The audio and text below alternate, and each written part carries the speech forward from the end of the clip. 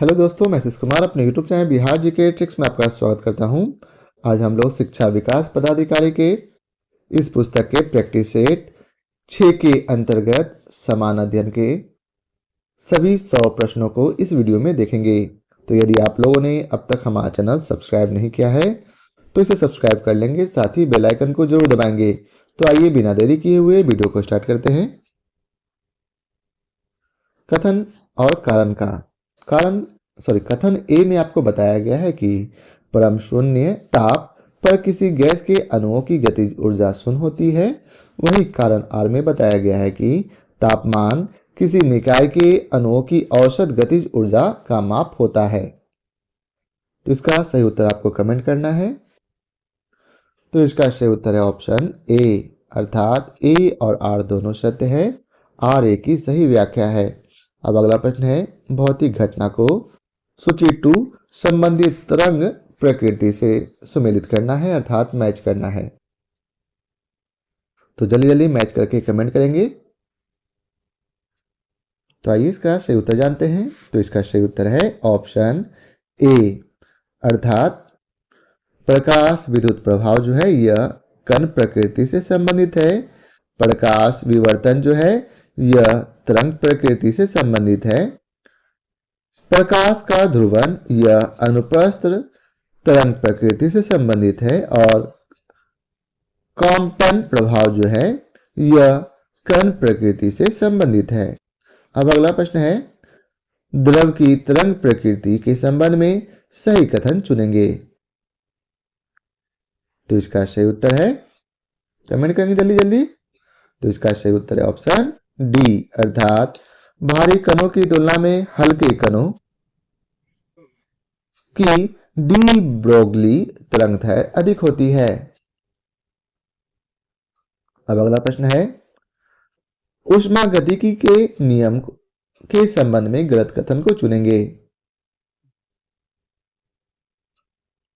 तो इसका सही उत्तर है ऑप्शन डी, अर्थात किसी उत्क्रमणीय प्रक्रम में एंट्रोपी घटती है। यह बिल्कुल गलत है, बल्कि बढ़ती है। ऊपर के कथन को हम लोग ध्यानपूर्वक पढ़ लेंगे। कथन ए में आपको बताया गया है कि ऊष्मागतिकी का शून्य कोटि नियम ताप की संकल्पना स्थापित करता है। वहीं बी में बताया गया है कि ऊष्मागतिकी का प्रथम नियम ऊर्जा संरक्षण पर आधारित है। और सी में आपको बताया गया है कि ऊष्मागतिकी का द्वितीय नियम बताता है कि ऊष्मा स्वतः ठंडी वस्तु से गर्म वस्तु की ओर प्रवाहित नहीं हो सकती। अब अगला प्रश्न है, भू तुल्यकालीन उपग्रह का आवर्तकाल कितना होता है। तो याद रखिएगा, इसका सही उत्तर है ऑप्शन बी, 24 घंटा। कितना होता है? 24 घंटा। अगला प्रश्न है, ट्रांजिस्टर का मुख्य कार्य क्या है। तो याद रखेंगे, ट्रांजिस्टर का मुख्य कार्य है प्रवर्धन, स्विचिंग, अर्थात एम्प्लीफिकेशन का। किसका? एम्प्लीफिकेशन का। हेलो दोस्तों, मैं आशीष कुमार अपने यूट्यूब। अब अगला प्रश्न है, कोणीय संवेग संरक्षण का नियम कब लागू होता है। तो याद रखेंगे, इसका सही उत्तर है ऑप्शन बी, अर्थात जब निकाय पर कुल बाह्य बल आघूर्ण शून्य हो। कब लागू होता है? तो जब किसी निकाय पर कुल बाह्य बल आघूर्ण शून्य अर्थात 0 हो। अब अगला प्रश्न है, किसी माध्यम का अपवर्तनांक प्रकाश के किस गुण पर निर्भर नहीं करता। तो इसका सही उत्तर है ऑप्शन डी, प्रकाश की तीव्रता पर। अब अगला प्रश्न है, कथन और कारण से संबंधित। कथन ए में आपको बताया गया है कि डीएनए प्रतिकृति कोशिका विभाजन से पहले आवश्यक है। और कारण आर में बताया गया है कि प्रतिकृति यह सुनिश्चित करती है कि संतति कोशिकाओं को आनुवंशिक जानकारी का पूरा सेट प्राप्त हो। तो इसका सही उत्तर बताइए। तो इसका सही उत्तर है ऑप्शन ए, अर्थात ए और आर दोनों सत्य हैं। आर ए की सही व्याख्या है। अब अगला प्रश्न है, अगले प्रश्न में आपको मिलान करना है कि कोशिका, अंगक और उनके मुख्य कार्य क्या है। तो इसका सही उत्तर जल्दी जल्दी कमेंट कमेंट करेंगे। तो इसका सही उत्तर है ऑप्शन सी, अर्थात अंत प्रद्रव्यी जालिका जो है प्रोटीन और लिपिड संश्लेषण और परिवहन से गोल्जी काय का मुख्य कार्य पदार्थों की पैकेजिंग, रूपांतरण और स्राव से लाइसोसोम का मुख्य कार्य है कोशिकीय पाचन और अपशिष्ट निपटा और रसधानी का मुख्य कार्य है पदार्थों का संचयन, कोशिका को स्फीति प्रदान करना। अब अगला प्रश्न है, मेंडल के नियमों के संबंध में सही कथन चुनेंगे। तो इसका सही उत्तर है ऑप्शन बी, अर्थात विसंयोजन का नियम युग्मक निर्माण के दौरान अलील के पृथकीकरण अर्थात अलग करने से संबंधित है। अब अगला प्रश्न है, मानव परिसंचरण तंत्र के संबंध में गलत कथन को चुनेंगे। तो इसका सही उत्तर है ऑप्शन बी, अर्थात फुफ्फुस धमनी ऑक्सीजन युक्त रक्त फेफड़ों तक ले जाता है, यह बिल्कुल गलत है। बाकी सही कथन को पढ़ेंगे ताकि हमको ज्यादा जानकारी हो सके। ए में आपको बताया गया है कि लसिका उत्तक द्रव है जो रक्त कोशिकाओं से छनकर बनता है। वहीं सी में बताया गया है कि हृदय की धड़कन का नियंत्रण मेडुला ऑब्लांगेटा द्वारा होता है। और डी में बताया गया है कि ईसीजी हृदय की विद्युत गतिविधि को मापता है। अब अगला प्रश्न है, पौधों में फ्लोएम उत्तक का मुख्य कार्य क्या है। तो याद रखिएगा, पौधों में फ्लोएम उत्तक का मुख्य कार्य है आपका ऑप्शन सी, अर्थात पत्तियों में निर्मित खाद्य पदार्थों का परिवहन। अब अगला प्रश्न है, जीन चिकित्सा का क्या उद्देश्य है। तो याद रखिएगा, जीन चिकित्सा का उद्देश्य ऑप्शन बी, अर्थात आनुवांशिक विकारों को ठीक करने के लिए जीन में सुधार या फिर प्रतिस्थापन करना। अब अगला प्रश्न है, मानव शरीर का सबसे बड़ी ग्रंथि कौन सी है। तो याद रखिएगा, मानव शरीर की जो सबसे बड़ी ग्रंथि है यकृत अर्थात लीवर है। अगला प्रश्न है, एड्स रोग किस विषाणु के कारण होता है। तो याद रखेंगे, एड्स जो है यह एचआईवी विषाणु के कारण से होता है। अब अगला प्रश्न है, अगला प्रश्न में आपको कथन और कारण दिया गया है। कथन ए में बताया गया है कि साबुन कठोर जल में प्रभावी रूप से सफाई नहीं करते हैं। वहीं कारण आर में बताया गया है कि कठोर जल में उपस्थित कैल्शियम और मैग्नीशियम आयन साबुन के साथ अघुलनशील लवण बनाते हैं। तो इसका सही उत्तर याद रखेंगे, इसका सही उत्तर ऑप्शन ए। कथन ए और आर दोनों सत्य है, आर ए की सही व्याख्या करता है। अब अगला प्रश्न है, अगले प्रश्न में आपको मिलान करना है कि कौन सा अयस्क किस धातु से संबंधित है। तो इसका सही उत्तर है ऑप्शन सी, अर्थात बॉक्साइट जो है यह अल्युमिनियम से, हेमेटाइट आयरन से अर्थात लोहा से, सिनेबार यह पारा से और गैलेना यह सीसा से संबंधित है। अब अगला प्रश्न है, वैद्युत रासायनिक सेल के संबंध में सही कथन चुनेंगे। तो इसका सही कथन है ऑप्शन डी, अर्थात इन सेल रासायनिक ऊर्जा को सीधे विद्युत ऊर्जा में बदल देता है। अब अगला प्रश्न है, कार्बनिक यौगिकों के नामकरण के संबंध में गलत कथन को चुनेंगे। तो इसका सही उत्तर ऑप्शन डी, अर्थात सामाजिक श्रेणी के सदस्यों के रासायनिक गुण भिन्न होते हैं, यह बिल्कुल गलत है। ऑप्शन ए में आपको बताया गया है कि आईयूपीएसी नामकरण एक व्यवस्थित विधि प्रदान करता है। बी में बताया गया है कि लाइकेन का सामान्य सूत्र CnH2n+2 होता है। और सी में बताया गया है कि क्रियात्मक समूह यौगिक के रासायनिक गुणों को निर्धारित करता है।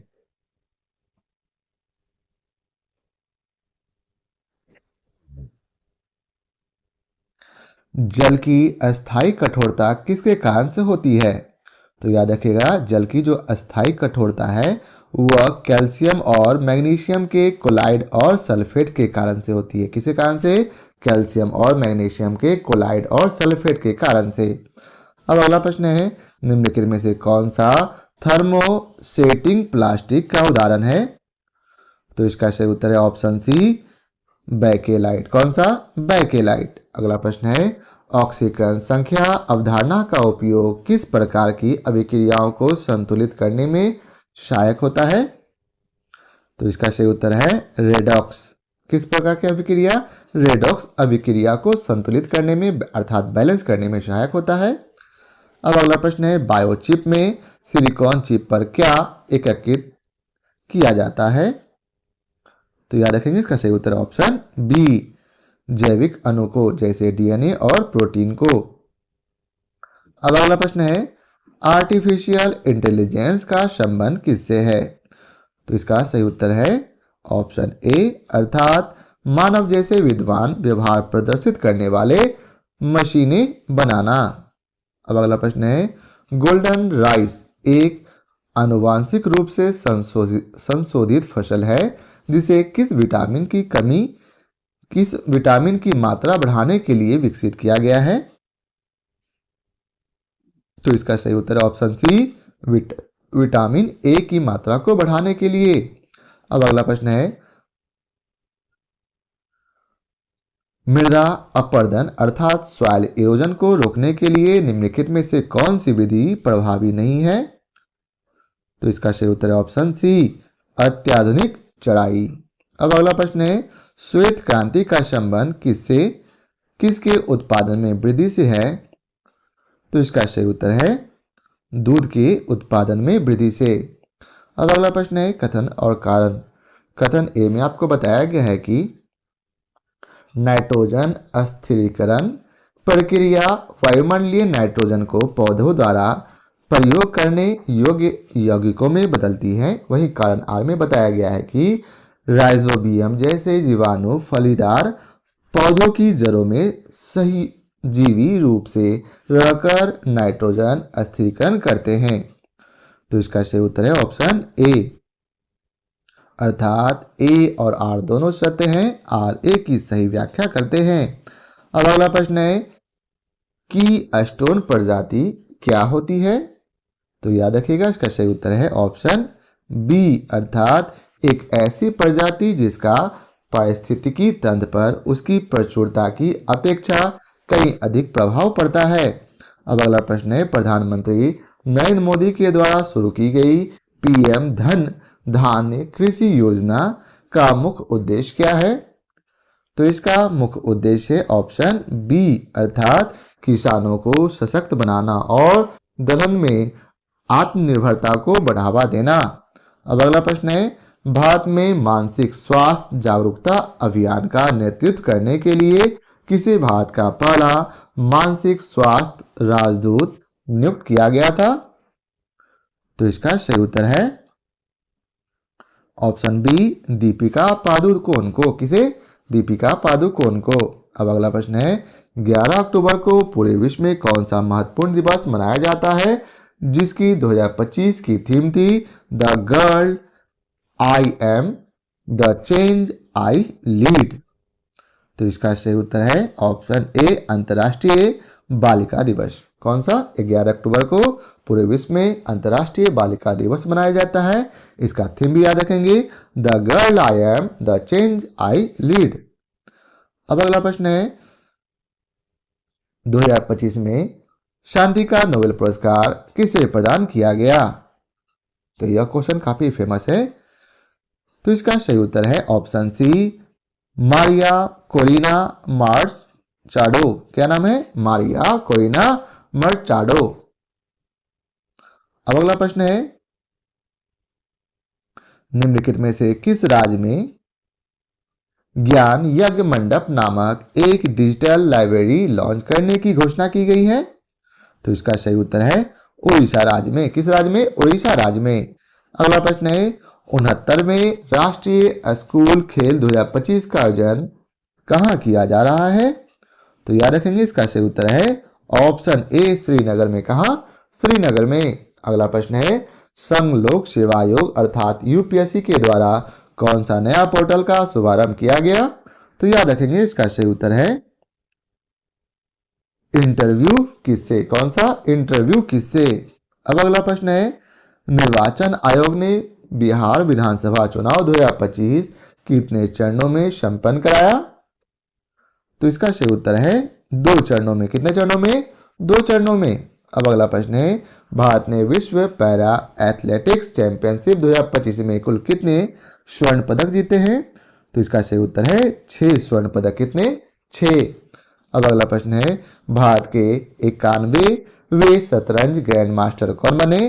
तो इसका सही उत्तर है राहुल वीएस। कौन? राहुल वीएस। अब अगला प्रश्न है 28 सितंबर 2025 को भारत ने एशिया कप का खिताब किस देश को हराकर जीता? तो इसका सही उत्तर है ऑप्शन डी उपयुक्त में से कोई नहीं। अगला प्रश्न है ब्रिटिश लेखक डेविड सजेले को उनके किस उपन्यास के लिए बुकर पुरस्कार 2025 से सम्मानित किया गया? तो इसका सही उत्तर ऑप्शन ए फ्लैश के लिए। किसके लिए? फ्लैश। अगला प्रश्न है हाल ही में खबरों में रहा शावलकोट जल विद्युत परियोजना किस नदी पर स्थित है? तो इसका सही उत्तर है चिनाब नदी पर। किस नदी पर? चिनाब नदी पर। अगला प्रश्न है निम्नलिखित में से किस देश में टाइफॉन मिसाइल प्रणाली विकसित की गई है? तो इसका सही उत्तर है ऑप्शन ए संयुक्त राज्य अमेरिका में। कहा? संयुक्त राज्य अमेरिका में। अगला प्रश्न है भारत अंतर्राष्ट्रीय चाय सम्मेलन 2025 का आयोजन किस शहर में किया गया? तो इसका सही उत्तर है ऑप्शन बी कोची में। कहा? कोची। अगला प्रश्न है अगले प्रश्न में आपको मिलान करना है और बतलाना है कि कौन किससे संबंधित है। तो इसका सही उत्तर है ऑप्शन बी अर्थात चरक। यह जो है आपको चिकित्सक से संबंधित है। ब्रह्मगुप्त जो है यह गणित से संबंधित है। बड़ा मिहिर यह ज्योतिषी से संबंधित है और विशाख दत्त यह नाटककार से संबंधित है। अब अगला प्रश्न है अष्टप्रधान मंत्रिपरिषद थी किसकी? किसमें? तो इसका सही उत्तर है मराठा प्रशासन में अष्टप्रधान मंत्रिपरिषद थी। अगला प्रश्न है राजनीति की प्रारंभिक पुस्तक नीतिसार किसके द्वारा लिखी गई है? तो इसका सही उत्तर है ऑप्शन सी कामंदक के द्वारा। किसके द्वारा? कामंदक के द्वारा। अगला प्रश्न है निम्न से किस बंदरगाह को मुगल काल के दौरान बाबुल मक्का अर्थात मक्का का द्वार कहा जाता था? तो इसका सही उत्तर है सूरत को। किसे? सूरत को। अगला प्रश्न है इनमें से किसने भारत में फारसी त्योहार नए रोज की शुरुआत की? तो इसका सही उत्तर ऑप्शन डी बलबन ने। किसने? बलबन ने। अगला प्रश्न है नाथ पंथियों सिद्धों और रोगियों ने भक्ति धर्म की किस क्षेत्र में लोकप्रिय बनाया? तो इसका सही उत्तर है ऑप्शन बी उत्तर भारत। अब अगला प्रश्न है स्वर्णरेखा नदी निम्नलिखित में से किस गांव के पास से निकलती है? तो इसका सही उत्तर है ऑप्शन ए नगरी। किस गांव से? नगरी गांव से। अगला प्रश्न है अभिकथन ए में आपको बताया गया है कि घाना तट पर सोने की समुद्र समृद्ध प्लेशर जमाव पाए जाते हैं और ब्राजील में सोने की सिराएं पाई जाती है। वहीं कारण आर में बताया गया है कि किसी समय ये महाद्वीप अटलांटिक तट के साथ एक साथ संयुक्त थे अर्थात जुड़े हुए थे। तो इसका सही उत्तर है ऑप्शन सी अर्थात ए और आर दोनों सही हैं पर आर ए की सही व्याख्या नहीं है। अब अगला प्रश्न है किस या किन अनुच्छेद या अनुच्छेदों के अंतर्गत अध्यक्ष सदन के किसी सदस्य को उसकी मातृभाषा में बोलने की इजाजत दे सकता है? तो इसका सही उत्तर है ऑप्शन सी, अनुच्छेद 120 एक के अंतर्गत। अगला प्रश्न है, उत्तराखंड का कौन सा जिला तिब्बत सीमा से नहीं लगता है? तो इसका सही उत्तर है ऑप्शन ए, अल्मोड़ा। कौन सा जिला? अल्मोड़ा। अगला प्रश्न है, एल नीनो धारा कहाँ प्रवाहित होती है? तो याद रखिएगा, एल नीनो धारा जो है यह प्रशांत महासागर में प्रवाहित होती है। कहाँ? प्रशांत महासागर में। अब अगला प्रश्न है, भारतीय संविधान के 42वें संशोधन के संबंध में निम्नलिखित कथनों पर विचार करेंगे। तो इसका सही उत्तर है ऑप्शन डी, अर्थात 2 और 3 सही है। तो आइए 2 और 3 को पढ़ते हैं। 2 में बताया गया है कि इसने संविधान में 8 मौलिक कर्तव्य जोड़े, और 3 में बताया गया है कि इसमें नए निर्देशक सिद्धांत जोड़े गए, यानी अनुच्छेद 39A, अनुच्छेद 43A और अनुच्छेद 47। अब अगला प्रश्न है, 90 डिग्री पूर्वी देशांतर पर स्थित थिम्पू भूटान की जो राजधानी है का स्थानीय समय निर्धारित कीजिए जब ग्रीनविच 0 डिग्री पे दोपहर 12 बजे का समय है। तो इसका सही उत्तर है 6 PM। अब अगला प्रश्न है, भारतीय संविधान के किस अनुच्छेद के द्वारा अस्पृश्यता को समाप्त किया गया है? तो इसका सही उत्तर है अनुच्छेद 17 के द्वारा। किसके द्वारा? आर्टिकल 17। अगला प्रश्न है, भारतीय सर्वोच्च न्यायालय के किन मुकदमों में सर्वप्रथम संविधान के मूल ढांचे का सिद्धांत दिया? तो इसका सही उत्तर है ऑप्शन बी, केशवानंद भारती बनाम केरल राज्य। अब अगला प्रश्न है, भारतीय संविधान में कौन सा अनुच्छेद कानून के समक्ष समानता को निर्दिष्ट करता है? तो इसका सही उत्तर है ऑप्शन बी, अनुच्छेद 14। कौन सा? आर्टिकल 14। अगला प्रश्न है, जर्मनी में मुद्रा क्या है? जर्मनी की मुद्रा क्या है? तो याद रखिएगा, जर्मनी की मुद्रा यूरो है। क्या है? यूरो। अब अगला प्रश्न है, त्रिपिटक शास्त्रों के सिद्धांत किसके लिए एक शब्द है? तो इसका सही उत्तर है बौद्ध धर्म के लिए। किसके लिए? बौद्ध धर्म। अगला प्रश्न है, फील्ड मार्शल के पद पर पदोन्नत होने वाले पहले भारतीय सेना अधिकारी कौन थे? तो इसका सही उत्तर है ऑप्शन सी, सैम मॉनिकशॉ। कौन? सैम मॉनिकशॉ। अब अगला प्रश्न है, भारत के प्रसिद्ध गोल गुंबद कहाँ स्थित है? तो याद रखेंगे, भारत का जो प्रसिद्ध गोल गुंबद है वह बीजापुर में स्थित है। कहाँ? बीजापुर में। अगला प्रश्न है, किसे प्रसिद्ध रूप से मैसूर का शेर कहा जाता है? तो याद रखिएगा, मैसूर का शेर टीपू सुल्तान को कहा जाता है। किसे? टीपू सुल्तान को। अगला प्रश्न है, किसने यह विचार व्यक्त किया कि भारत में ब्रिटिश आर्थिक नीति घिनौनी है, यह भारत में सामाजिक क्रांति का कारण बनेगा? तो इसका सही उत्तर है ऑप्शन सी, कार्ल मार्क्स। अगला प्रश्न है, भारत में आयुध अधिनियम किस वर्ष में पारित किया गया था? तो इसका सही उत्तर है वर्ष 1959 ईस्वी। किस वर्ष? वर्ष 1959 ईस्वी। अगला प्रश्न है, मध्य प्रदेश में खाली स्थान की गुफाएं पूर्व ऐतिहासिक गुफा चित्रों तथा भित्ति चित्रों का बेहतरीन उदाहरण है? तो इसका सही उत्तर है भीमबेटका। अगला प्रश्न है, सूर्य का चक्कर लगाने वाले सभी 8 ग्रहों के निश्चित पथ को क्या कहते हैं?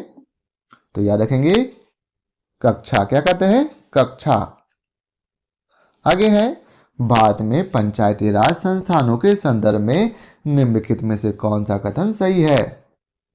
तो इसका सही उत्तर है ऑप्शन ए, अर्थात केवल कथन 1 सही है। तो आइए जानते हैं कथन 1 में क्या दिया गया है। कथन 1 में आपको बताया गया है कि पंचायती राज संस्थाओं का कार्यकाल 5 वर्ष का होता है। अगला प्रश्न है, 8 ग्रहों में मंगल सूर्य से कौन से स्थान पर स्थित है? तो इसका सही उत्तर है चौथे स्थान पर। कौन से स्थान पर? चौथे स्थान पर। अगला प्रश्न है, 1951 की जनगणना के अनुसार भारत की साक्षरता दर कितनी थी? तो याद रखिएगा 1951 की जनगणना के अनुसार भारत की जो साक्षरता दर थी वह 18.33 थी। कितना? 18.33%। अगला प्रश्न है, द्वितीय पंचवर्षीय योजना निम्नलिखित में से किस सांख्यिकी विद के विचारों पर आधारित थी? तो इसका सही उत्तर है ऑप्शन ए, प्रशांत चंद्र महालनोबिस। अगला प्रश्न है, खाली स्थान खेलने के लिए मुख्य रूप से 3 उपकरणों, एक बाउल, एक जैक और एक चटाई की आवश्यकता होती है किस खेल में? तो इसका सही उत्तर है ऑप्शन सी, लॉन बाउल्स में। किसमें? लॉन बाउल्स में। अगला प्रश्न है, 19वीं सदी की प्रसिद्ध तंजौर चतुस्क ने किस नृत्य शैली को पहचान दी? तो इसका सही उत्तर है ऑप्शन सी, भरतनाट्यम। अगला प्रश्न है, भारतीय संविधान के अनुसार निम्नलिखित में से कौन सी राज्यपाल की शक्ति नहीं है? तो इसका सही उत्तर है ऑप्शन ए, अविश्वास प्रस्ताव के दौरान मतदान। अगला प्रश्न है, भारत के योजना आयोग के प्रथम अध्यक्ष कौन थे? तो याद रखिएगा भारत के योजना आयोग के प्रथम अध्यक्ष ऑप्शन ए, गुलजारीलाल नंदा थे। कौन थे? गुलजारीलाल नंदा। अगला प्रश्न है, 1905 में बंगाल विभाजन के लिए कौन सा ब्रिटिश अधिकारी उत्तरदायी था? तो इसका सही उत्तर है ऑप्शन सी, लॉर्ड कर्जन। कौन? Lord Curzon. अगला प्रश्न है, गुरु चेमांचेरी कुन्हीरमन नायर किस भारतीय नृत्य शैली से संबंधित थे? तो इसका सही उत्तर है, यह जो आपको कथकली से संबंधित है। किससे? कथकली से। अगला प्रश्न है, हरित क्रांति के बाद कृषि पद्धतियों में क्या परिवर्तन देखा गया?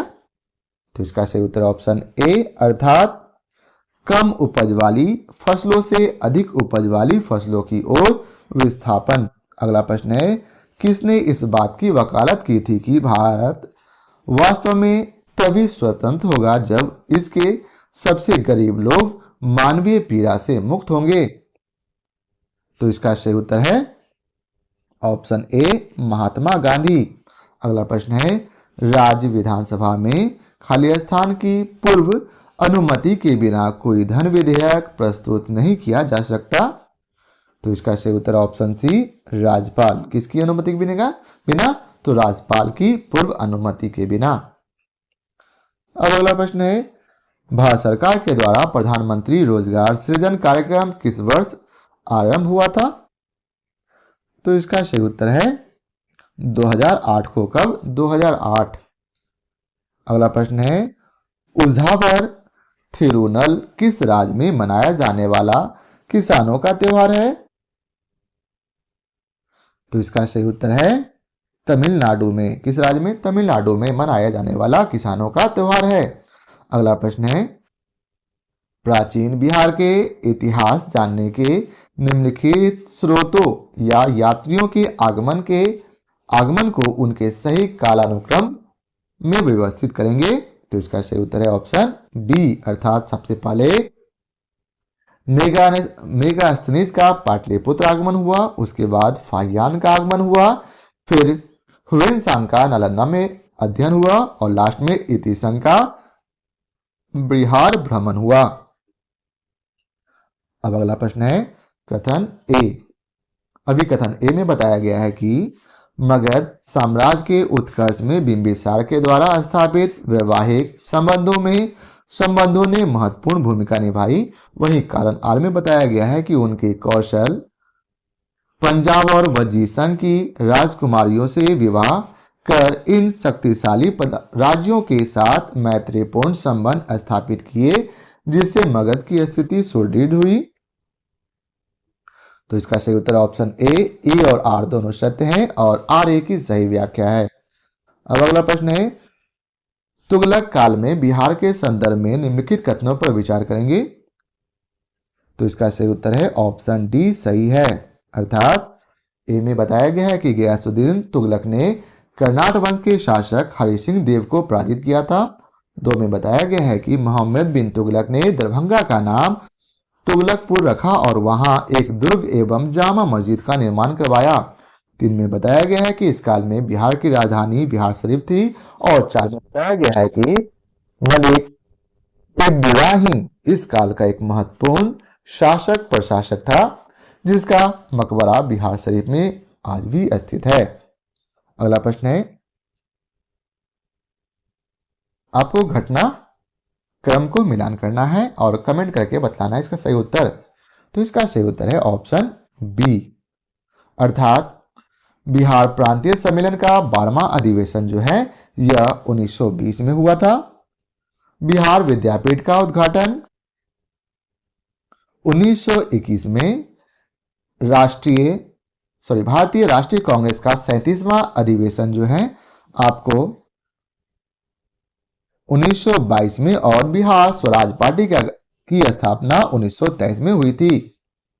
अब अगला प्रश्न है, बिहार में क्रांतिकारी राष्ट्रवाद के उदय और विकास के संबंध में निम्नलिखित में से कौन सा कथन सही है? तो इसका सही उत्तर है ऑप्शन सी, अर्थात सर्च लाइट अखबार ने क्रांतिकारी गतिविधियों का खुलकर समर्थन किया था। अब अगला प्रश्न है, अभिकथन ए में बताया गया है कि बिहार का ताल क्षेत्र रबी की फसल विशेषकर दलहन के उत्पादन के लिए अत्यधिक महत्वपूर्ण माना जाता है। और कारण आर बताया गया है कि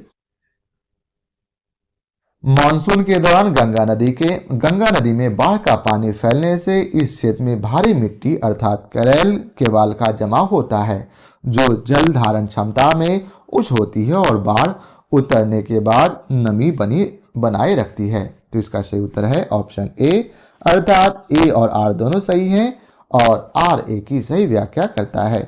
अगला प्रश्न है, बिहार की भौगोलिक स्थिति और विस्तार के संदर्भ में निम्नलिखित कथनों पर विचार कीजिए और बताइए कि कौन सा कथन सही है। तो इसका सही कथन है ऑप्शन बी, अर्थात राज्य का देश के विस्तार लगभग 83 डिग्री 19 मिनट 50 सेकेंड से 88 डिग्री 17 मिनट 40 सेकेंड पूर्व तक है। वहीं बिहार की सीमा नेपाल के साथ साथ भारत की 3 अन्य राज्यों से जैसे उत्तर प्रदेश, झारखंड और पश्चिम बंगाल से लगती है। और 4 में बताया गया है कि क्षेत्रफल की दृष्टि से बिहार भारत का 12वां सबसे बड़ा राज्य है। अब अगला प्रश्न है, निम्नलिखित युग्मों का सही मिलान करें कि कौन सा खनिज किस क्षेत्र में पाया जाता है। तो इसका सही उत्तर है ऑप्शन सी, अर्थात पाइराइट जो है यह रोहतास में, अभ्रक गया या जमुई में, चूना पत्थर जो है आपको रोहतास या कैमूर में, और बॉक्साइट जो है आपको मुंगेर में पाया जाता है। अब अगला प्रश्न है, बिहार के किस कृषि जलवायु क्षेत्र में सर्वाधिक जिले शामिल हैं और जो मुख्य रूप से खादर मिट्टी, उच्च वर्षा और बाढ़ की प्रबलता की विशेषता रखता है। तो इसका सही उत्तर है ऑप्शन ए, जोन 1 उत्तर पश्चिम। अगला प्रश्न है, बिहार में पंचायती राज संस्थानों के कार्यों और शक्तियों के संदर्भ में निम्नलिखित कथनों पर विचार करेंगे और बताएंगे कि सही कथन कौन सा है। तो इसका सही कथन है ऑप्शन डी, अर्थात सभी कथन सही हैं। तो आइए सभी कथन को पढ़ते हैं। 1 में दिया गया है कि ग्राम पंचायतें स्थानीय स्तर पर विकास योजनाओं के निर्माण और क्रियान्वयन के लिए जिम्मेदार है। 2 में बताया गया है कि पंचायत समिति ब्लॉक स्तर पर ग्राम पंचायतों और जिला परिषद के बीच समन्वय का कार्य करती है। 3 में बताया गया है कि जिला परिषद जिले की सभी पंचायत समितियों के पर्यवेक्षण और मार्गदर्शन के साथ साथ जिला स्तरीय योजनाओं को संकेतित करती है। और 4 में बताया गया है कि राज्य वित्त आयोग पंचायतों की वित्तीय स्थिति की समीक्षा करती है और राज्यपाल को सिफारिश देता है। अब अगला प्रश्न है, अगला प्रश्न में अभी आपको कथन कांड दिया गया है। कथन ए में बताया गया है कि पटना उच्च न्यायालय को मौलिक अधिकारों के प्रवर्तन के लिए रिट जारी करने का अधिकार दिया गया है। और कारण आर में बताया गया है कि भारतीय संविधान का अनुच्छेद 226 उच्च न्यायालयों को बंदी प्रत्यक्षीकरण परमादेश प्रतिषेध उत्प्रेषण और अधिकार पृष्ठ रीट जारी करने की शक्ति प्रदान करता है। तो इसका सही उत्तर है ऑप्शन ए, अर्थात ए और आर दोनों सही है। आर ए की सही व्याख्या करता है। अगला प्रश्न है, बिहार राज्य मानवाधिकार आयोग के संबंध में निम्नलिखित में से कौन सा कथन गलत है? तो याद रखेंगे इसका सही उत्तर ऑप्शन डी। बाकी तीनों कथन सही है। तो आइए सही कथन को पढ़ते हैं ताकि हमें याद रहे कि यह एक सांविधिक निकाय है। इसके अध्यक्ष उच्च न्यायालय के सेवानिवृत्त मुख्य न्यायाधीश या फिर अन्य न्यायाधीश होते हैं और यह मानवाधिकारों के उल्लंघन के मामलों की स्वतः संज्ञान लेकर या फिर याचिका पर जांच कर सकता है। अब अगला प्रश्न है, निम्नलिखित में औद्योगिक स्थिति के संदर्भ में निम्नलिखित कथनों पर विचार करेंगे।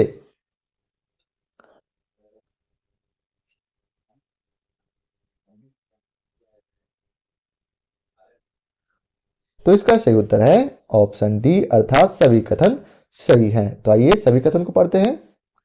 कथन एक में दिया गया है कि राज्य में कृषि आधारित उद्योग विशेषकर चीनी और खाद्य प्रसंस्करण का महत्वपूर्ण स्थान है। वहीं दो में बताया गया है कि हथकरघा और रेशम उत्पादन पारंपरिक उद्योग है जो बड़ी संख्या में लोगों को रोजगार प्रदान करता है।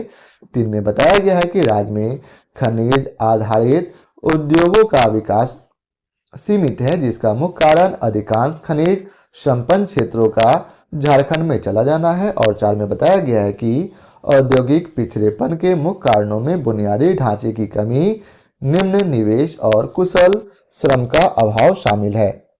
वहीं फिर से अभिकथन और कारण दिया है। अभिकथन ए में बताया गया है कि बिहार में प्रति व्यक्ति आय राष्ट्रीय औसत से काफी कम है। कारण आर में बताया गया है कि राज्य की उच्च जनसंख्या वृद्धि दर, कृषि पर अत्यधिक निर्धारण, औद्योगिक पिछड़ापन और निम्न मानव विकास सूचकांक इसके मुख्य कारण है। तो इसका सही उत्तर है ऑप्शन ए, अर्थात ए और आर दोनों सत्य हैं और आर ए का सही व्याख्या करता है। अगला प्रश्न है, अगले प्रश्न में आपको मिलान करना है। तो इस आखिरी प्रश्न को आपको हमें कमेंट करके बताना है कि इसका सही उत्तर कौन सा होगा। तो आज के लिए बस इतना ही। आशा करता हूं आप लोगों को हमारा यह वीडियो पसंद आया हो। यदि आप लोगों को हमारा यह वीडियो पसंद आया हो तो इसे लाइक और शेयर जरूर करेंगे। फिर मिलते हैं नए प्रैक्टिस सेट के साथ। तो आज के लिए बहुत बहुत धन्यवाद।